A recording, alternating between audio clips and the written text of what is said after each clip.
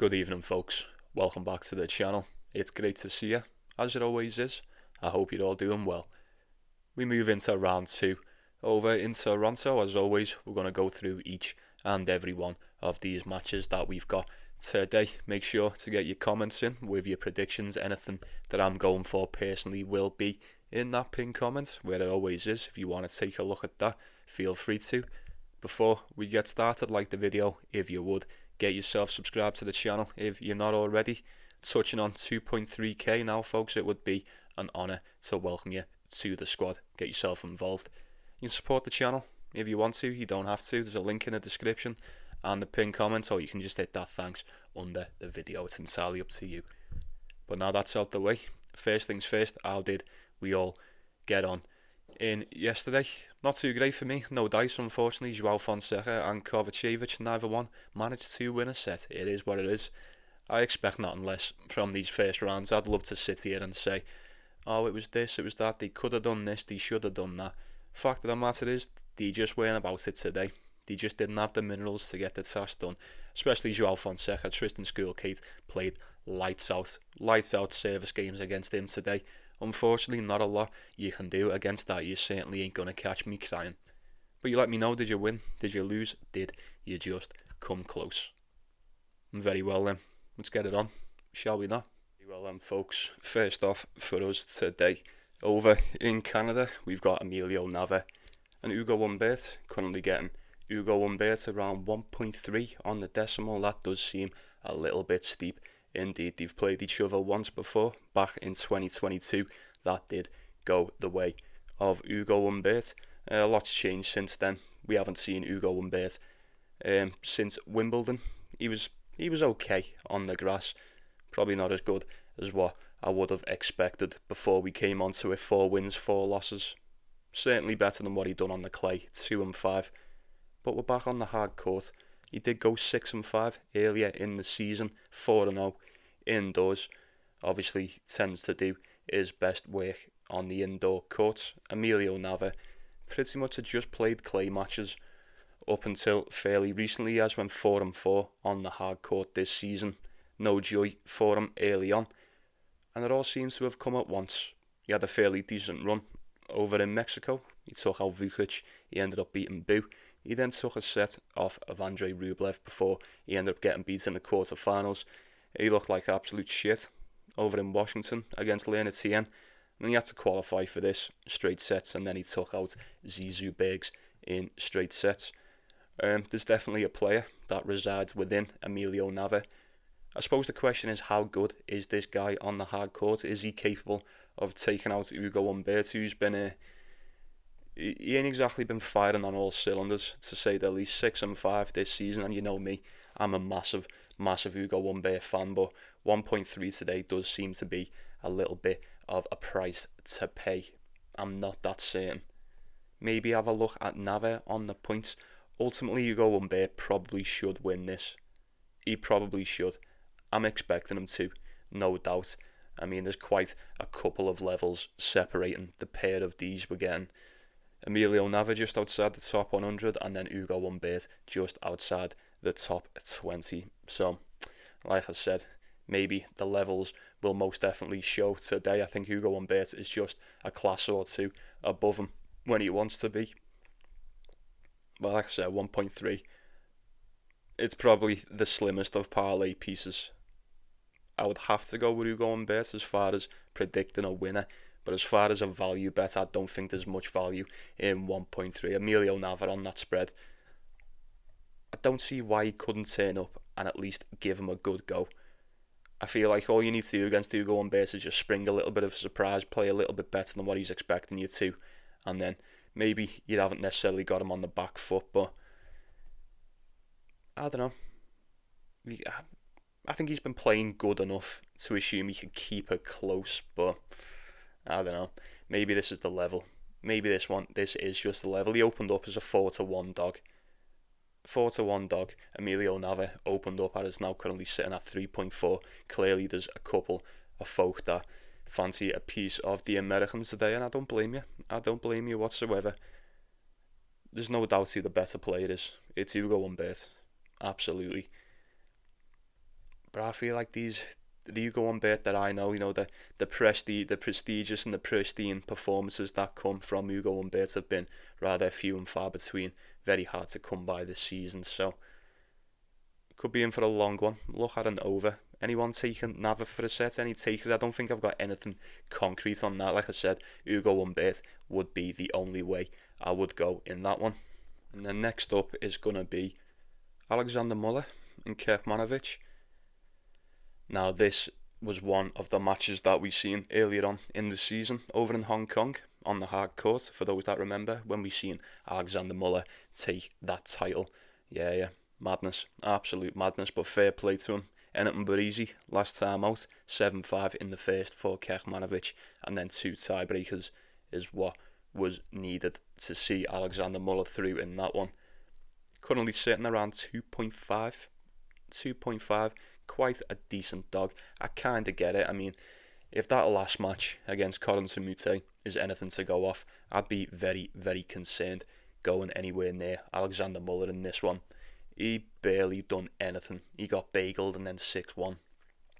I know Moutet is very, very tricky on the day, and he was playing fantastic over in Washington. I'll give him that, but you have to admit it's not a good look. It's most certainly not a good look. But you're getting Kecmanovic around 1.5. Decent enough against Quinton Hallis, kind of what I expected. 3 sets, 4-6, 6-4, 7-5. Yeah, I'm probably going to say something around the lines of what I said when these first met over in Hong Kong. I would imagine Kecmanovic can probably deliver a little bit more of an efficient game on the hard court, no doubt. 14-8 this year, 9-6 for Alexander Muller. But he has got himself a title. And will it just be... I say a repeater last time, I suppose it could have went either way. You're one game away from having 3 tiebreakers there. It really doesn't get closer than that. I do think an over would be the safest spot in this one, providing Alexander Muller is going to get a grip of himself and not pull the same shit as what he did in Washington. I think we could be in for a bit of a long one here. Like I was saying with Kecmanovic, I do think he offers a slightly higher level on the day, especially on the surface, than Alexander Muller. But boy, does he struggle to maintain it. He really does. He can't help himself. He loves dropping sets, win or lose. He'll either take one and then lose the match, or he'll drop one, take one, win one. Just go and look for yourself. Would not be surprised to see Alexander Muller steal a set of Kecmanovic today. And I suppose going off the last one, he's clearly capable of beating him, clearly capable of hanging in there with him. Maybe take him for the set. He'd probably get a roughly around the same price as what you'd have for Kecmanovic on that money line. It's kind of sitting where it is at the moment. 1.5 is the price you're going to have to pay for Kecmanovic. I don't fancy doing much business in this one today. Alexander Muller is currently... he's won 3 of his last 10. Before he took out Bebet in Washington, he was on a 1, 2, 3, 4, 5 game losing streak. He beats Akayev, gets absolutely bullied by Corentin Moutet. I wouldn't be surprised if he comes into this one lacking just a little bit of confidence. But I'd lean towards the over, if anything. And then next up, real quick, massive favourite. So, rule applies. You all know how we do with these ones. 1.09 for Karen Khachanov. Obviously, there is certainly no business to be done with that price in terms of a bet. So if you're here for value and value alone, it's going to have to be the dog on the spread, or you just bite the bullet and take Ficovich at 6-1. It's entirely up to you. Lean towards an over. This is one of them matches, and I know anything that can happen, but Karen Khachanov really shouldn't be losing this. Karen Khachanov should not be losing this. He's been fairly decent enough. He kind of does what he does. Flies under the radar. 24 wins, 16 losses. 9-6 on the clay, 10-3 on the grass. Most definitely played his best tennis over on the grass. But we've seen arguably the most inefficient tennis from the season over on the hard court. 5 wins, 6 losses, 0-1 indoors. Ficovich, a couple of weeks ago we were saying this guy has pretty much never played on the main draw. Now here he is, 8-4 on the hard court. He's already beat Kecmanovic, Quinton Hallis. He had a close one with Kovacevic. Well, it was close until it weren't. Kirian Jacket in qualifying for this, and then he's just absolutely beasted Jacob Fernley in the first round, and I couldn't believe that. 6-2, 6-3 as well. He's clearly feeling himself on the surface. We are yet to see Karen Khachanov transition back to the hard court from the grass. He did get to the quarterfinals in Wimbledon, ended up getting beat by Taylor Fritz. And like I said, he was on fire on the grass. If he can find even half of the form that he was in coming towards the end of the grass campaign, can't help but feel that Ficovich is going to be in for a bad time today. But like I said at the start, massive favourite, ridiculous price, 1.1. Extremely large dog. You look at the spread, you look at the total, it's the only way you're going to play that if you want a bit of value. And then we've got Thomas Barrios Vera, Alex Michelsen. Once again, I'd lean towards Alex Michelsen to get this one done. I would like to think the American has got a much more proven hardcore game than Thomas Barrios Vera. You're currently getting this guy around 3-1, 3.5-1, something like that. Come through qualifying in straight sets, and then he's just took out Gael Monfils in the first round. How much weight that holds anymore, I honestly couldn't tell you, folks. I honestly couldn't. It's not personal, but can't help but feel like a win against Monfils, I don't really rate that nowhere near as highly as what I did, or I once did anyway. Alex Michelsen's currently on a 3-game losing streak. Obviously the semi-finals to Musetti over in Mallorca on the grass. Pretty shit against Kecmanovic. I say pretty shit, it went 5 sets, but you'd have expected him to win that one surely. And then he got done by Dan Evans. Straight sets over in Washington. I don't think it's alarm bells yet. I don't think it's panic stations for Alex Michelsen just yet. Still a lot of tennis to be played. And you have to admit, Thomas Barrios Vera, especially on the surface, on the hard court, he should be winning that. He should be getting that done now. He's 1.2. That is a very, very big favourite. Am I 1.2 sure that he's going to win? Probably not. I am fully expecting him to. I'd be very shocked if Barrios Vera turns up and sends Alex Michelsen home in the first game over in Toronto. Very shocked indeed. This guy's went 3-2 on the hard court this year. Well, I was going to say he's been playing since 2013. He does have a positive record on the surface, but it's like 1s and 2s. 79, 51, 3-2 this year, 3-4 last year, 4-7, 3-1. Nah, much more suited to the clay, no doubt. Alex Michelsen much more suited to the surface, much more proven as well. 34 in the world. Barrios Vera 1-4-3. Alex Michelsen should be winning that, but at 1.2 I wouldn't be throwing that on a parlay, absolutely not. Okay then, next up is going to be Gio Impeci Holger Rune. I'm excited for this one. I'm very, very excited for this one. Head to head is 1-0 to Gio in this one. He played each other last year over in Switzerland on the indoor hard court, straight sets for Impeci tiebreak and 6-4. Of course there was a tiebreak. There's always a fucking tiebreak with this guy.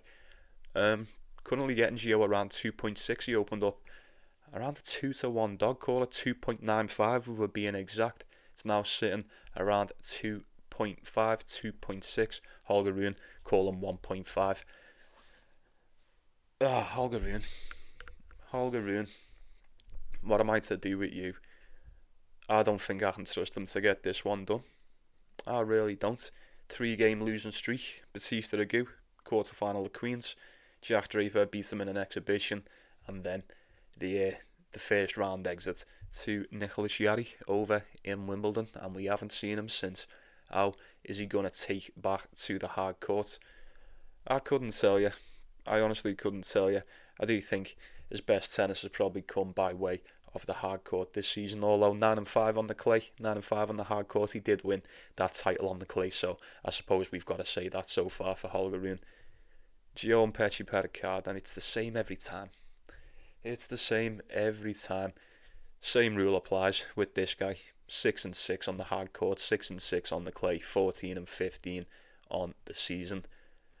He just took out Mochizuki in the first round, and if that record would suggest anything, I probably wouldn't expect him to get past this one. These decent runs and decent runs of form have been very hard to come by this year for Giovanni Impeci to say the least. I think his best run come on the Bordeaux Challenger, believe it or not. That or at Brisbane at the start of the year. Yeah, definitely Brisbane. Got to the semi-finals. Kind of gaslit us at the start of the year into thinking he's going to be a force to be reckoned with, and then he's just been going 1-1, 1-1. Big losing streak, little tiny run on the Challenger, 1-1, 1-1, yeah. Formless, absolutely formless. But we know what we're going to get. We know what we're going to get on the day. Number one is, look, it's like I say, is that save going to be firing? Yes or no? I kind of need to know, but there's no knowing for sure. Probably not a bad shout to just bet this one in play. If he's going to turn up and save the way he usually does and trouble people the way he usually does, are we so certain that Holger Rune is going to be able to find a way to win? If he can't do nothing against the service games of Giovanni and Pecci Pericard, I'm not so sure. I'm just not so sure anymore. 1.5 for Holger Rune? No. I say, he has been playing better than Gio. There's no doubt he's probably a lot more trustworthy. 22 and 15 on the season compared to 14 and 15. That is indeed a little bit more trustworthy, but the 3-game losing streak, we haven't seen him play on the hard court yet. Gio has at least got that 1 game under his belt. Well, he's got 2 games under his belt. He got beat by Alexander Vukic. Oh, God. That's the last thing I wanted to see. The last thing I wanted to see when I'm trying to hype him up for this one. Got beat by Vukic in the first round in Washington, and then he just took out Mochizuki 6-4, 6-2. This is actually a fucking nightmare to try and predict. Giovanni and Pecci Pericard, it wouldn't be crazy to assume that if he comes out and just blasts his way through with that save, there should be enough free points in that. Maybe even a tiebreaker, you could look towards a total. This, unfortunately, is one of the few matches today that I don't think I've got anything solid for. And that's alright, you can't fucking blame me for that. You've got to try your best, haven't you? You've got to try your best and predict and try and find out what's going to happen. But fact of the matter is, folks, this one really could go either way. It really could. I don't know what version of Holger Rune's going to turn up. I'd like to say I don't know what version of Gio's going to turn up, but even when he plays shit, he usually still saves good. So that may just be enough to get past Holger Rune, who ain't exactly in the best of form coming into this one. So I don't know.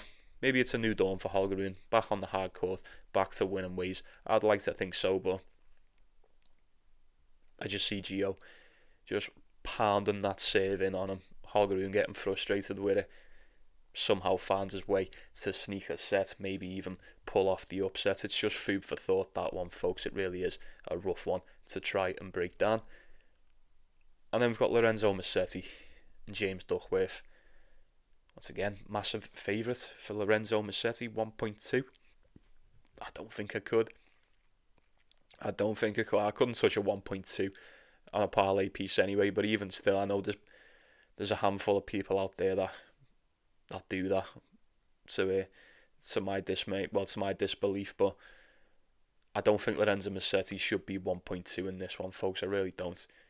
Alright, I know it's James Duckworth, nothing personal, but the two of them on paper, it's night and day. Lorenzo Musetti is quite the player compared to James Duckworth. They've played each other once before. That was back in 2021 on the indoor hard court, and James Duckworth did win that one. He's 10 years older than Lorenzo Musetti, so always that kind of factors into play more often than not. 13-9 on the surface for the Australian, 6-5 for Lorenzo Musetti. I do feel like the Australians have got themselves a little bit of magic over here in Canada. They've been playing well. Duckworth had to come through qualifying. He just took out Jerry Shang in the first round. He played decent over in Mexico too. He took out Manarino. He made Davidovich Okina look like an idiot, and we all know how good he's just looked in the last tournament until the very end of the very final set of the very last match. That's alright. Not my point being, Duckworth's alright on the hard court. He's not too bad on the hard court. Lorenzo Musetti ain't really done much this season. 6-5 is not much to write home about. 25-21 for Duckworth in total. 25-10 for Musetti. Now that is significantly better. Done most of the damage on the clay. But ever since the French Open, man, ever since he had to pull out against Alcaraz in the semi-finals, he ain't quite looked right. He just ain't looked quite right. He played Basilashvili, first round in Wimbledon, just got walked, got slapped up, see you later, go home, 3-1 to the Georgian, and then he got beat by Cam Norrie, his first match back onto the hard court over in Washington. He did take that first set, and then it all come crumbling down in the second and third, 6-2, 6-3. Given the price now, this might be a little bit of a hot take. I don't think this is a hot take at all, but Musetti's 1.2. I'm seeing James Duckworth 4.5, spread 4.5, maybe even just buy a game. If you can get 5.5 around 1.7, anything more than 1.7 is a bonus for 5.5 if you can get that. Can't see much more cash coming in on Musetti there. 1.2 is so low. That is so low, considering he's just been he's been getting beat by people his past two games. You know, Basilashvili and Cam Norrie, you'd have expected him to walk the pair of them. At least one of them, at least Basilashvili anyway. I don't know about Cam Norrie, but either beat the two of them when he was back in form. I'm not too sure. The current state of Lorenzo Musetti, I feel like the play for me on this, I would prefer to just bite the bullet. Take the 4.5 with James Duckworth. If it comes in, it comes in. If it doesn't, it doesn't. It's like what? Like 1.2 for Musetti. Duckworth comes up, and even if he plays just as good as what he played in Los Cabos, and he played alright against Xiang, he can serve well, he's strong, he can hit well, he can really hit that ball well. I wouldn't be surprised to see him keep this one close. I think this could be one of them games where everyone just takes it for a given that Musetti's going to come in and win this, especially at that price. But say Basilashvili beat him, Cam Norrie beat him, James Duckworth most definitely could give him a little bit of trouble. If he serves well, if he plays just like he did against Xiang, I feel like he's in for a really good shout at covering that 4.5. I might just go for it, you know. I might just go for it. It's the only thing that is jumping out to me in this one today. So it'll be Duckworth on the points. You take it or leave it. You take it or leave it. You pay your money and you take your choice. Next for us is going to be Alexei Popyrin and Canadian Nick. Yeah, I'm still not too sure how to pronounce this guy's last name. So just out of respect, I'm not going to even try. 24-10 for the Canadian so far in the hard court. 3-8 for Alexei Popyrin. As we all know, he has been far from convincing this season.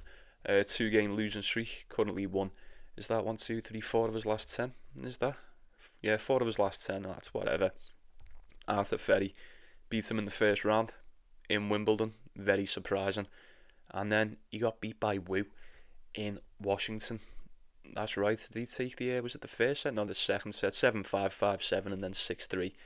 The Canadians took out Valentin Roya today, 6-3 and then a tiebreak. He is very young, as we mentioned in the previous video, 18 to be precise. You know, we're talking about experience, especially tour level experience. It's night and day. Alexei Popyrin's got bags of it, absolute bags of it. What one did he win last year? Was it this? It wasn't this one, was it? He took one of these around this time last year. I don't think it was this one. I was gonna say Alexei Popyrin was playing fantastic around this time last season, but the Alexei Popyrin that stands before us today couldn't be any further from the guy that was playing shit hot tennis last summer. Massive fucking price. I mean, look at that, 1.06 for Alexei Popyrin. That's absolutely scandalous. Same rule applies, folks. Same rule applies for this one as what it does for all of these big prices. I mean, 1.05 for Alexei Popyrin should be illegal, especially this season. 13 wins, 18 losses. No. Don't just take the dog. Take the home dog on the spread. It's the only way. It is the only way. Lean towards an over. Like I say, it's the same for all of them. There's no value in a 1.07. You don't need me to tell you that. Well, most people don't need me to tell them that, but dog on the spread if you're here for value and value alone and just for picks. But I just couldn't trust Alexei Popyrin. I haven't trusted him all season. He definitely should be winning a match like this. This guy's not even in the top 600. 18 years old.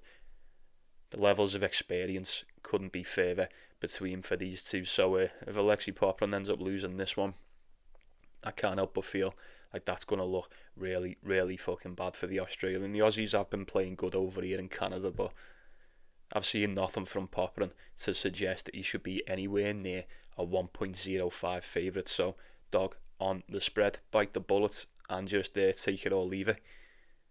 We've got Talon Griekspoor, Etcheverry. I'll be going with Griekspoor in this one. Opened up around 1.6. It's now at 1.5. A little bit of cash coming in on the Dutchman. I kind of expected that. I think the circumstances, the conditions, everything just kind of tilts the scale in the favour of Griekspoor, I think, in this one. Didn't look too great against de Jong in Bastad, but de Jong was on a flyer then, so can't really say much about that. And he looked fairly decent. It comes in waves on it with Griekspoor. He looked really good in Mallorca. He took the title, looked garbage against Brooksby, and then it's kind of just been plodding along. Maybe, hopefully, been waiting for the hard court to come back round. He's been fairly decent on the clay.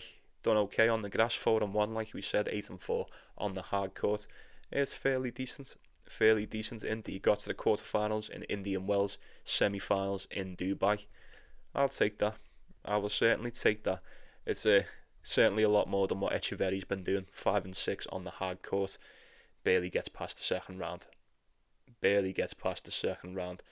1-1. A win, a loss. If that's anything to go off, you'd say he stands the best chance in the first round.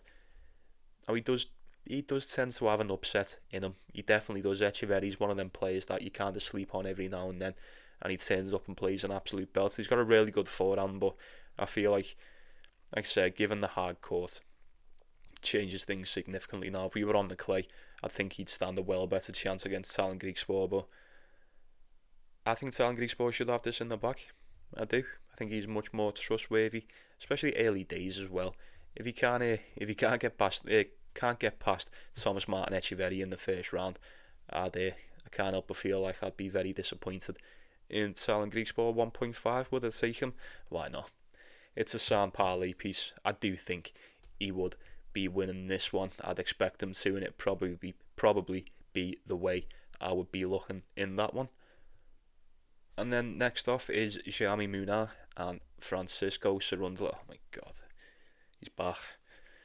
Guess who's back? Oh my god. Head to head is 3-1 to Cerundolo. Between these two, Jaume Munar did win the last meeting. They've all been on the clay last time out, 2024. Probably doesn't help us much in this one. For what it's worth, folks, I wouldn't be going anywhere near Francisco Cerundolo today. And I'm looking at the price, it's 1.7, it's extremely tempting. And who knows, we may be sitting here tomorrow going, 1.7 for Cerundolo was an absolute steal against Jaume Munar on the hard court. And if that's the case, then so be it. I am not afraid of missing out on this one. Based on what I seen last time out against Carlos Taberna, and I speak for everyone who watched that one. We were all in the same boat, we all know what we saw. That was scandalous. That was absolutely fucking scandalous from Francisco Cerundolo over in Croatia. I know it was on the clay, and we're no longer on the clay, but if you think you can trust him on the clay and he does something like that, how much can I trust him on the hard court, especially against Jaume Munar? I've said the same thing about this guy all season. Significant improvements. 7-5 on the surface, 3-1 indoors, 8-4 for Cerundolo. The odds are very close. Say 1.7 for Cerundolo does seem extremely tempting. It does. But I'm not bothered. 1 unit on just a little bit of patience for me. I couldn't trust him. I can't just forget about what he done against Carlos Taberna. If you're so quick to forget about that, I envy you. I wish I were you, but that's playing on my mind. It really is. Jaume Munar didn't really have much resistance in his first round match against the Canadian. Fucking dog walked in, to say the least. We kind of expected it to. I think Jaume Munar, at least for the set, I don't see why not.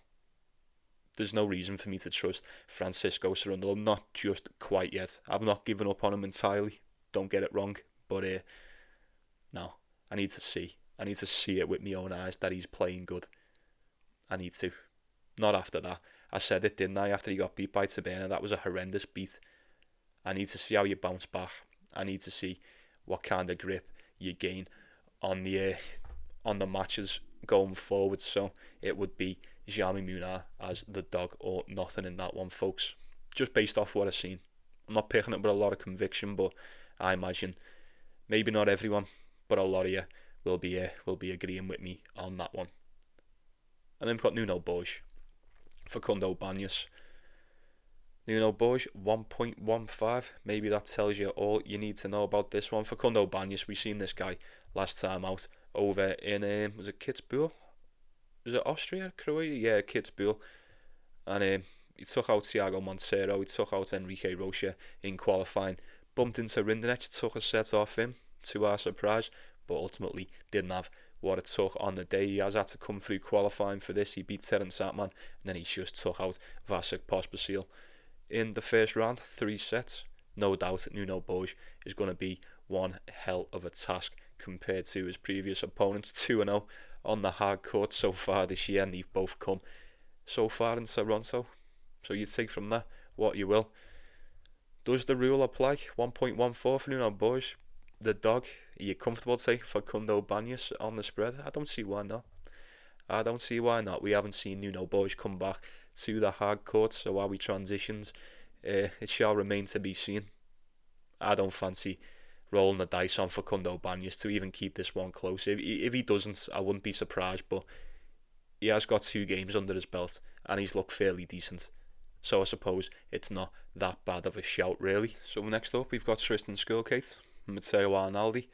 Tristan Schoolkate played lights out in the first round against Joao Fonseca. I don't know if many would have been able to deal with them service games of Schoolkate. They were perfect, fantastic.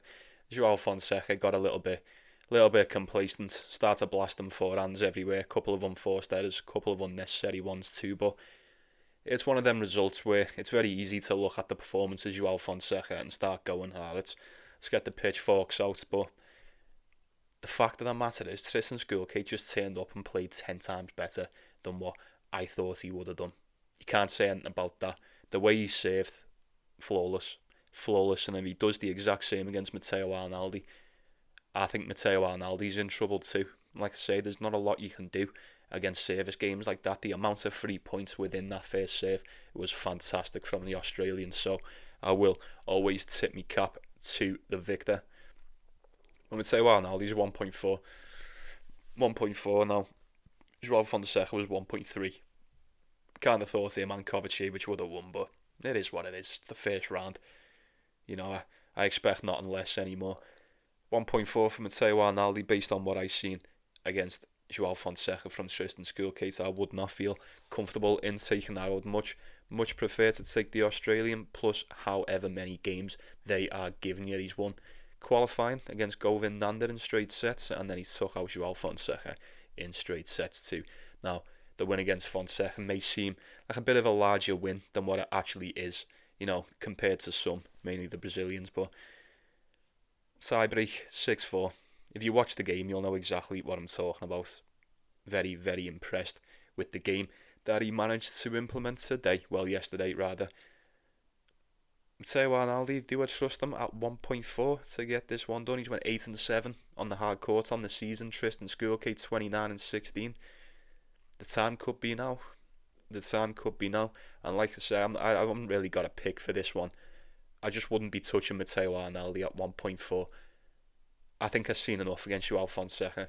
Will he be able to replicate it in this one and go again? I'm not so certain. But all he needs to do is serve well. Even if he doesn't win the game and he serves well, we'll be in for a long one here. We really will. Like I say, if you watched it, or if you didn't watch it, I advise you to. Not a lot you can do. And like I said, if he turns up and he does the exact same against Matteo Arnaldi, or at least tries to, I think he's in for a really good shot. You can't return them. It's not even you can't return them, they just fly past you. He was just acing the shit out of them. But, look, this one's up to you. It really is up to you. I'm not really one to, you know, I went against him and he proved me wrong. I'm not really one to just tuck my tail between my legs and then go, oh yeah, I now think he's going to win. He's still a dog. The price is still good in this one. It's good enough for Tristan Schoolkate that couldn't talk you off taking him for a set or on the points. Lean towards an over. There's multiple ways that you can approach these games. Some people just want, winner. If it was just a case of, here's Tristan Schoolkate, Matteo Arnaldi. Next one will be here for 2 minutes. That's no fun. That's what Twitter's for, innit? There's multiple ways that you can approach these matches. I feel like an over would be rather sound. Schoolkate on the points or for a set. All of those three, all of the above, I would prefer to take over Matteo Arnaldi at 1.4. So that is just food for thought. And then we've got Roman Safiullin and Casper Ruud. Now I've just said it about Cerundolo. So it's only fitting that I say the same and keep the same energy with me boy Casper Ruud. I'd love to take him in this. I'm seeing Casper Ruud at 1.4. I am 100% convinced he is a much more better player in every aspect than Roman Safiullin. You don't need me to convince you of that. But that fucking performance against Juan Manuel Cerundolo over in Gstaad in the quarterfinals, that third set was fucking tin pot. That was tin pot. That was absolutely embarrassing. It was one of the worst things I've seen all season. I won't lie. And it kills me to say it, but I've got to say it how it is. Just because I'm a Casper Ruud fan, I can't sit here and blow smoke up your ass and say it was this, it was that. He did not look good. And like the Francisco Cerundolo performance, you look like you're in control, and then the wheels just fall off it. The wheels didn't even fall off. The thing just fucking exploded and disintegrated before his eyes. I think I just need a little bit of time. Just a little bit of time. A couple of matches. I need to see how you transition to the hard court. Just a little bit of time before I'm ready to go in once again on Casper Ruud. You can't blame me, right? You can't blame me. I think I speak for most of us when I say that. Roman Safiullin, Hugo Blanchett, 3 sets in the first round. I want to take Casper Ruud. Someone needs to talk me off of this. If you look on that pinned comment and you see Casper Ruud in any which way, someone needs to fucking let me know to get rid of it, because I can't. I need to rein it in a little bit. I'll give him this one. I do think he turns up and beats Roman Safiullin. He's 10 times better.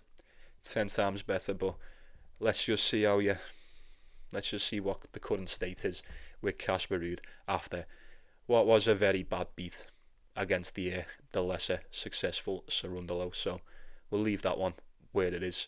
But I am expecting Casper Ruud to win. And then we've got Riley Opelka and Thomas Machac. There's another one. Another one of my favourites, good old Thomas Machac. Now, you all know me, I am a massive Thomas Machac fan. But he's been dealing with a lot of inconsistency as of late, to say the least, has he not? He's currently coming in around 1.6. Now, the poorly sports of months gone by would have taken Thomas Machac at 1.6 against Riley Opelka. And the poorly sports that would have taken Thomas Machac against Riley Opelka the past 2 times would have been fucking correct, because he took him out in the Australian Open 3-2 just about, and then he beat him a bit more convincingly last time out in Miami, both on the hard court, both this year, both wins going to Thomas Machac. Now, this guy's been bang out of form as of late. He's been bang out of form. I know how lethal he is, and if you need me to tell you, I'll tell you right now, this guy is lethal on the hard court. When he brings his game, we know what he can do. Definitely played his best tennis on the surface this year, 11-4 to be precise, and then just hasn't really done it anywhere else. 2-5 on the clay, 3-2 on the grass, 2-1 indoors. Safe to say we're getting the best of Thomas Machac on the hard court. Same goes for Ali Opelka. We know what we're going to get. He can serve well. If he comes and he can serve as good as he does, there's not a lot anyone can do with that. You're going to have to find a different way to win. Because you're not going to sit there and just retain those serves and win easy return games against Riley Opelka on his day. The first one in the Australian Open was very close. The second one, close first set, rather a routine win in the end for Machac. I do think he is better. I do think he possesses a few more tools in the bag on the day, I probably give the fitness edge to Thomas Machac as well. But we always say, don't we, he's what do we call Thomas Machac? The king of the walkover. The king of the walkover. If things ain't quite going his way, more often than not, you can usually bet on Thomas Machac to just pull out of these matches. So I'm not saying that's something to go off. It's certainly not something to hang your hat on by any means. But Riley Opelka looked decent enough against Sebastian Hoff. Now we kind of thought he'd win that. Tiebreaker in the first, 7-5 in the second. Thomas Machac got beat by Holmgren last time out in Wimbledon. Like I say, he's kind of plodded along since we've come off the hard court, but now we're back. I would like to assume he can get back to winning ways, and Riley Opelka is quite obviously, evidently, as we've seen twice this year, a rather beatable opponent for Thomas Machac, so I'd kind of expect him to get this one done. 1.6, if I could get that at 1.7, I would be very, very tempted indeed. Very well, folks, just the three left for us. Two of them are really big favourites too, so they shouldn't take that much of our time. I will let you go about your night very shortly. But the main one, the last main one anyway, is going to be El Shapo and Tien. I really want to go with El Shapo. I would pick El Shapo if I was just talking about a winner for this one. 1.5, now that would be the price that I would probably take him at, if we're talking parlay pieces. But Tien, man, there's just something about Tien that always worries me. He's a good dog, isn't he? He operates well as a dog. You could say a live dog in this one. Took out Andrei Rublev, didn't he? Over in Washington, he smacked the shit out of him as well. 7-5, 6-2. Got beat by Davidovich Fokina. Quite badly beat as well. 6-2, 6-2. It's the level kind of fluctuates with Tien. He either plays really good, and then I can never really get it right with Tien. Let's say that there's times where I don't think he's going to perform, and he'll turn up and he'll beat a Ben Shelton, he'll beat a Rublev, and then there's times where he'll turn up and he'll get slapped up by Nicholas Jarry twice, and then according to Musetti, Davidovich Fokina, it's kind of hard to gauge what version of Tien you're going to get, but I suppose you got to have to kind of say the same for El Shapo. He was fantastic last time out in Mexico, had himself just over a week off. Nice, I like that. Is he going to be able to replicate what he done last week? If he does, you don't need me to tell you, he should probably beat Tien. If he either played Tien last week in Los Cabos, I feel like he'd have done him. He didn't drop his set last week. Govind Nanda, Tristan Schoolkate, Adam Walton, Alexander Kovacevic, all in straight sets. I've got high hopes and I've got big expectations for El Shapo. Not only just on his career, but more importantly, over in Canada this week. I would love nothing more than to see El Shapo go and take this Masters title. I think it's a massive ask. I'm probably going to have a little sprinkle on some sort of outright. It's probably pinned. If it's there, it's there. If it's not, it's not. If there's ever going to be a time for me to take El Shapo this week, it's probably going to be at around 1.55 against Tien. Just based on what I've seen last time out in Mexico, that version of Shapo, providing we get it, beats the current version of Tien, in my opinion. Was that Colton Smith that he beat first round in Toronto? Yeah, can't really use the excuse of the acclimation to the hard court, because like I say, there's what a way to get yourself acclimated by going to win a title straight after the grass. It'd have to be Shapo. It would have to be Shapo. I'm not going to overthink this one whatsoever. If he turns up and gets beat, then we can all say whatever we want to say when all's said and done. But I would have to assume Denis Shapovalov's going to come into this one, I'd like to say prepared, most definitely feeling himself, riding off that nice title victory that he got over in Mexico. I would like to think he's going to beat Tien, but we'll see what happens. 1.5, that's the price you're going to have to pay for the Canadian. It's not a bad price. It's not bad compared to some of the others that we've got. It's certainly better than like Nuno Borges prices, 1.14. El Shapo would be the move for me today, folks. It's an ideal parlay piece. It really is. And then the next two, look, rule applies. They're that big of a favourite. We've got Medvedev, Dalibor Svrcina, 1.06 for Medvedev. Like I say, if you're here for the value alone, It's going to have to be the dog on the spread or the over. I could not stress that enough. You don't need me to tell you. Daniil Medvedev probably wins this one. 1.04. Everyone's expecting Daniil Medvedev to win this. Shouldn't really be a question when it comes to the likes of Daniil Medvedev and opponents that are outside the top 100. But we know how we can be. We know how we can get, and we know how we can be. He should not be losing that. He should not be losing that. I wouldn't be going near the dog on the spread. I'm just saying, for those that feel the need that they have to take something, that would be the only way in that one. And then let's wrap this shit up with Alexander Zverev and Adam Walton. Ain't seen Zverev since that very, very disappointing run over in Wimbledon. I say a disappointing run. He didn't even get off the blocks. Fucking first round exit to Artur Rindenech. Beat him in 5. Yeah.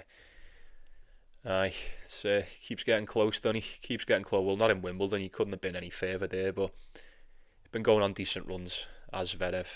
Fairly decent season, although, you know, if you were to ask him, I imagine he'd say something different. 35 and 14 is really good. 11 and 4 on the hard court. Adam Walton, 28 and 15. We said he'd beat Benjamin Bonzi, although he did drop a set. I was pretty confident he was going to get that one done. I don't think he's going to beat Zverev. I don't think this is one of them matches where we go, Zverev's just put in a shitter again. It's very, very rare. Highly unlikely, extremely rare. You're going to see Zverev get beat by the likes of an Adam Walton, and that's not impersonal. I just don't think Adam Walton is quite there. Yeah, he's not quite on the Zverev level. Currently getting him around 7-1, 8-1, 6-1. Massive, massive dog. Like I say, and I'll say it for the last time tonight, but probably not for the last time for the rest of the tournament. Big favourite, big dogs. You're going to have to look at the spread. You're going to have to look at the total. But that's going to do us for tonight. Appreciate you watching. Appreciate you stopping by. As always, means a lot to me. Very grateful for each and every one of you folks. I really am. Appreciate your support. Win or lose makes it a lot easier for me to do these videos every day when I have fine folk like yourselves joining in. But sound, absolute pleasure. I'll be saying good night to you. Take it easy. Take care of yourselves. Take care of one another, most importantly. Like and subscribe as well, yeah. Like and subscribe before you go. I'd appreciate that too. Best of luck to you, and I'll be seeing you around. Enjoy the matches today, and I shall see you all tomorrow.